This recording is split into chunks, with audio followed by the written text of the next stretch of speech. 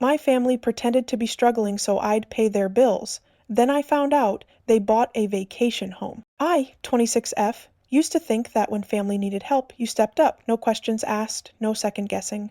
If your parents, your siblings, or even your extended family were struggling, you helped, because that's what good people do. At least, that's what I believed before I found out my family was using me. For the past 2 years, I had been sending money to my parents and younger brother, 24M, thinking they were struggling to make ends meet. Every month, I covered their utilities, helped with rent when they were short, and even sent them extra for emergencies. My mom had constant medical issues, my dad's work hours had been cut, and my brother, well, he was still trying to figure things out, which was their way of saying he wasn't working and had no plans to change that anytime soon. I wasn't rich, but I had a stable job and no kids, so I figured I could afford to help. They made it seem like they had no other options, constantly telling me how hard things were, how my dad's paycheck barely covered groceries, and how my mom's medical bills were draining their savings. My brother would text me about how stressed they were, how they were skipping meals some days just to keep the lights on, and I believed them every single time. I felt guilty that I had moved out and built a stable life while they were struggling, so I kept sending money, even when it made things tight for me, even when it meant I had to cut back on my own spending, even when I had to say no to vacations with friends or delay saving for a house of my own. I told myself I was doing the right thing. I had a feeling something wasn't right, though. Every time I asked if they were doing better, they gave vague answers. If things were so bad, why hadn't my dad looked for extra work? Why wasn't my brother contributing at all? I even asked my mom if she needed help figuring out a budget, but she brushed it off, saying, "Oh, sweetie, we're doing the best we can. Things will turn around soon." I wanted to believe them, but after 2 years of struggling, shouldn't things have improved even a little? Then one day I got a call from my cousin. "You still helping your parents out?" she asked casually. "Yeah," I said. "Why?" She hesitated. "You might want to check Facebook." My stomach twisted. "Why?" She sighed. "Just go look at your brother's profile." I hung up and immediately pulled up his page, and there, staring me in the face, was a post from 2 days ago, a picture of my parents and my brother, all smiling, standing in front of a brand new vacation home. "Finally got the family lake house we always wanted. Can't wait for summer." I froze. My brain struggled to process what I was seeing. They were broke. They were barely making rent. They were skipping meals. And yet here they were, grinning in front of a second home. I felt sick. Everything clicked at once. The missing money. The vague excuses when I asked about their struggles. The fact that they always had just enough to scrape by, but never actually made any real changes to their spending. They had never downsized, never cut unnecessary expenses, never done anything to improve their supposed situation. I had been paying their bills so they could save up for a vacation home. And the worst part? They never even told me. I had to find out from a Facebook post. My hands were shaking as I scrolled through the comments. Family members were congratulating them, saying how amazing it was that they finally got their dream home. One of my uncles even asked how they managed to afford it, and my brother replied, "Hard work and smart budgeting." I nearly threw my phone across the room. Hard work? Hard work? I was the one who had been working extra hours, cutting corners, and stressing over my own finances just so they wouldn't lose their house. Meanwhile, they were out here buying a second one? The rage building inside me was unbearable. I thought back to all the times I had struggled because I had given them money. I had skipped dinners with friends because I didn't want to spend extra money. I had passed on trips, telling myself there will be other opportunities. I had gone without, thinking I was helping my family survive, and the whole time they were hoarding that money, saving it, not for a real emergency, not to get ahead in life, but to buy a vacation home. I took a deep breath, trying to calm the storm brewing inside me. If I confronted them now, I'd just end up screaming. I needed to be smart about this. So instead of calling them, I did some digging. I looked up the county property records and found the listing under my parents' names. They had bought the house 4 months ago. 4. That meant they had been lying to me while already owning it. Then I checked my bank statements. Over the past few months, I had sent them over $10,000, that money I thought was going to groceries, medical bills, and rent. Money they had no problem taking from me while secretly living their best life. I clenched my fists. If they thought they could get away with this, they were dead wrong. They wanted to act like they were struggling? Fine. I was about to make sure they actually struggled. I wanted to drive straight to my parents' house and call them out right then and there, but I knew that wouldn't be enough. They'd find a way to manipulate me, twist the story, and gaslight me into believing it wasn't a big deal. No, I needed to be smart about this. I needed to make sure they felt what they had done.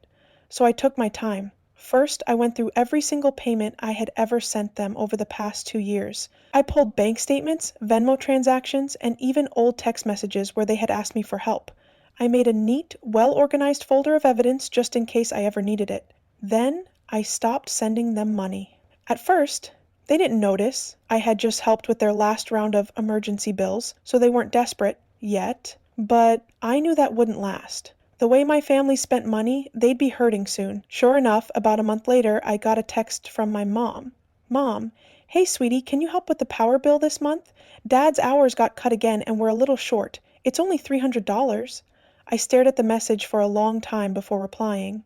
Me, sorry, I can't this month. Things are tight for me too. That was the first time in 2 years I had ever said no. It took exactly 7 minutes for my phone to ring. I let it go to voicemail. Then my dad texted me. Dad, hey kiddo, is everything okay? Your mom said you can't help this month. If you're struggling, we understand, but if you can send anything, it would really help. I could practically hear the guilt trip in his words. I didn't respond. A few hours later, my brother messaged me. Brother, Mom is freaking out. She said you're not helping with the bills. What's going on? I ignored him too. Over the next 2 weeks, the texts and calls piled up. They started off gentle, concerned, confused, acting like they had no idea why I was suddenly cutting them off. But when I continued to ignore them, the tone changed. Mom, I don't understand what's going on with you. We've always supported each other as a family. Why are you acting like this? Dad, I hope you're not mad at us. Whatever's wrong, we can talk about it. Brother, are you serious? You're just going to ghost us? After everything we've done for you? After everything they'd done for me? I wanted to scream. I had been carrying them for years. I had given them over $20,000 in 2 years. I had sacrificed my own financial goals for them, and they had lied to my face while saving up for a vacation home. They didn't deserve explanations. They deserved to suffer the consequences. I stayed silent for another 2 weeks. Then I finally sent a message. Me. I saw the lake house. Silence. For 10 whole minutes, no one replied.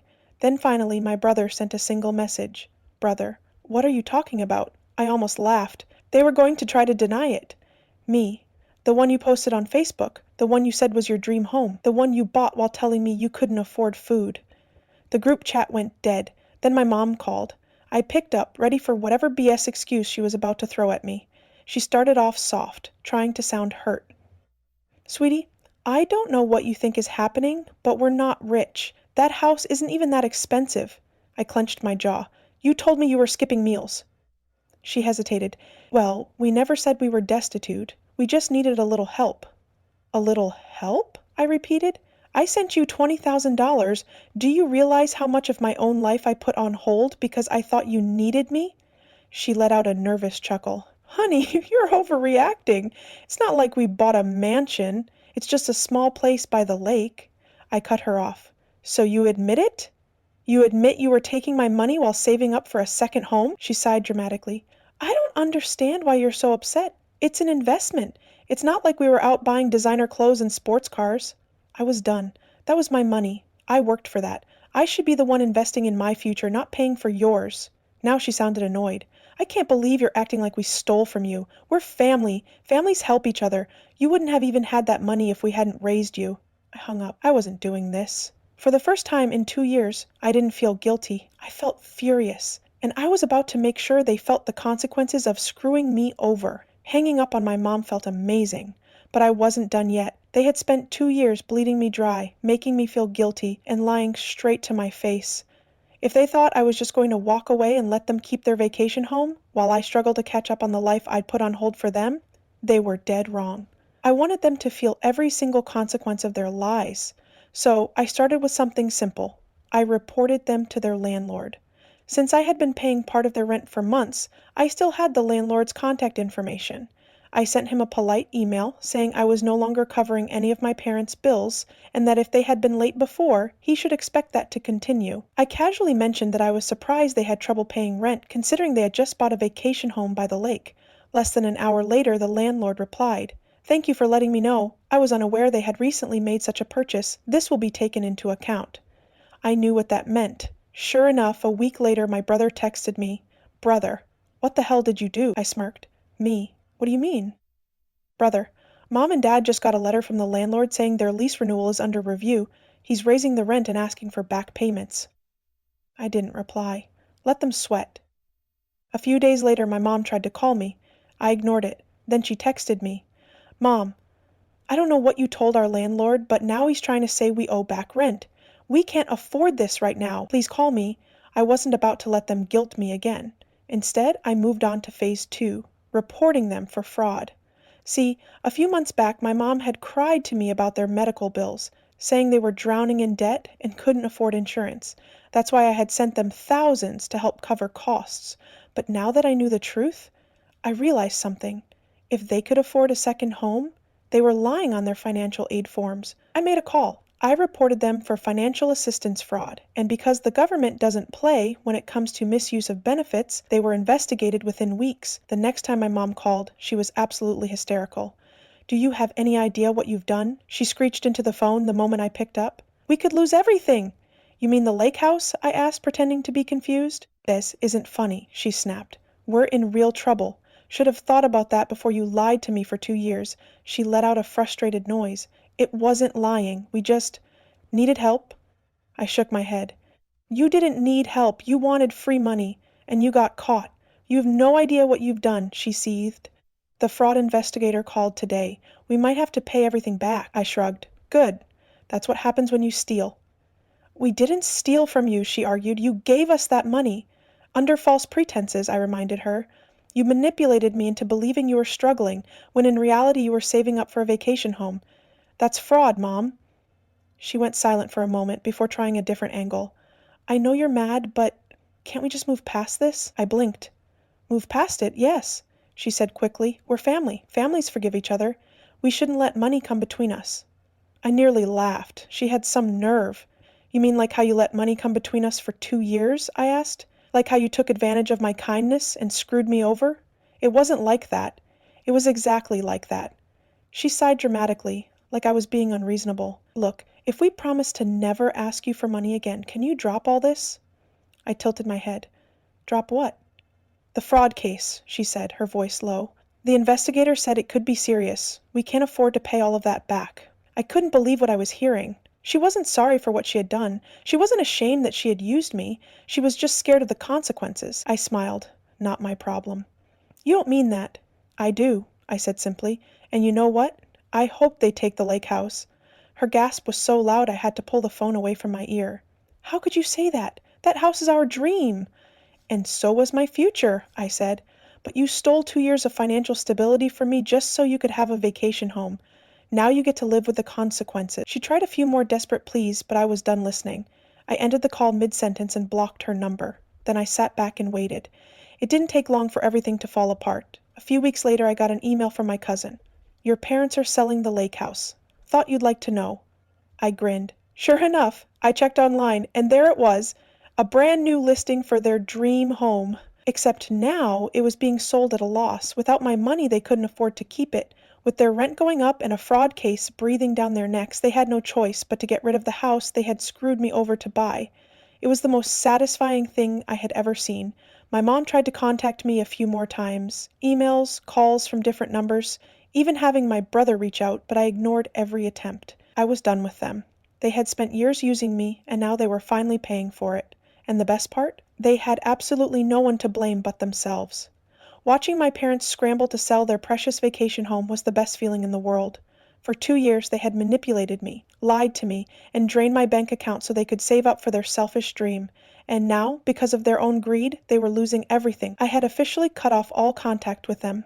My mom had tried emailing me a few times, acting like she just wanted to talk and work things out, but I wasn't falling for it. I wasn't interested in fixing things. There was nothing to fix.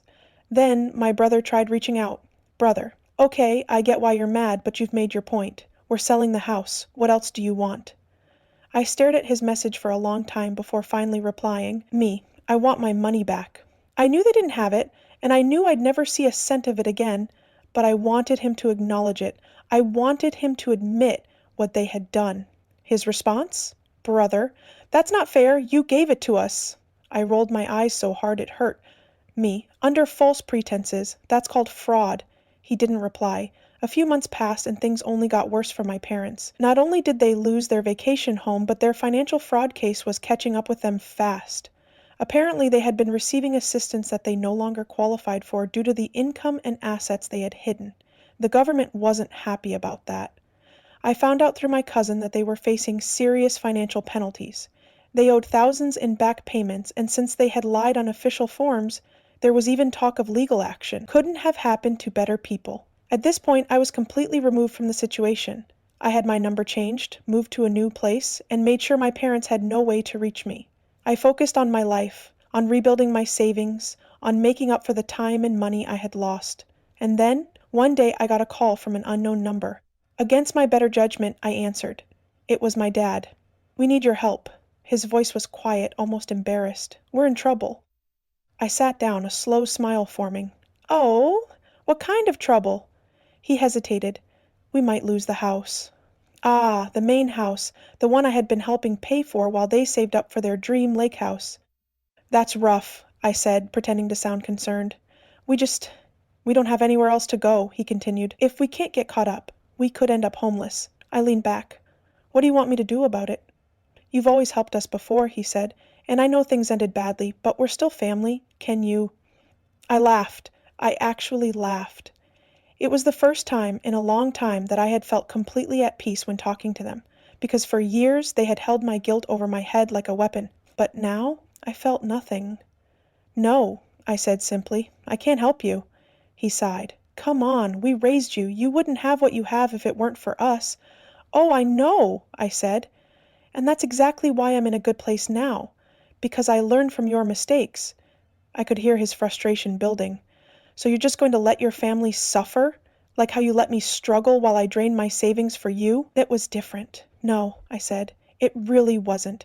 He started to say something else, but I was done. "Good luck, Dad," I said, and then I hung up and blocked the number. That was the last time I ever spoke to them. It's been over a year now, and from what I've heard, my parents are still struggling. They never recovered from the fraud investigation. Their financial situation has only gotten worse, and my brother finally had to get a job because I wasn't there to bail them out anymore. Do I feel bad? Not even a little. They deserved everything that happened to them. They wanted to pretend to be struggling so they could manipulate me? Fine. Now they actually know what struggling feels like. And me? I'm finally free.